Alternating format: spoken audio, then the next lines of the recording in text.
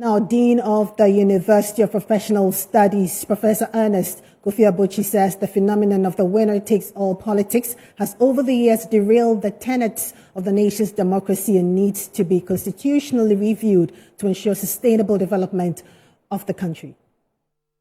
The problem of winner-takes-all policy has proved intractable and seemingly impossible to deal with.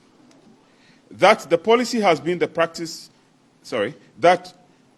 which has been the practice where elections and their outcomes determine the total access to the bounty of power and state resources itself, has ensured that elections have always been keenly and often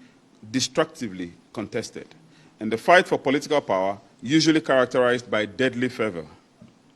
Under the winner-takes-all phenomenon,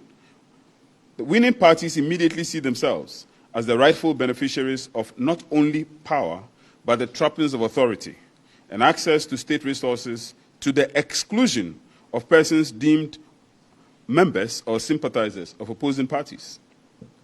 It has therefore been a common complaint of service providers awarded contracts under a departing regime to allege that the termination of their contracts have been so terminated on grounds of political discrimination or victimization. The persistence of political party favoritism arising out of ideological and other resource preferences has challenged the equal protection provisions of the Constitution, notably under Article 17.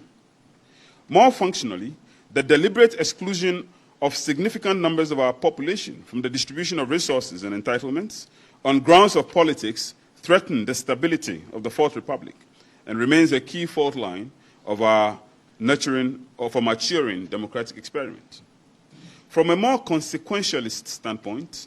the menace of the winner-takes-all robs us of the best of talent in national governance and rewards mediocrity as a factor of merit, becomes sidelined in resource distribution and appointments to political office, and state power state house become the preserve of the few who are rightly politically aligned. But even more problematic, and some will argue dangerous, the phenomenon reinforces our natural divisions, such as ethnicity, while distorting the role and place of ideology.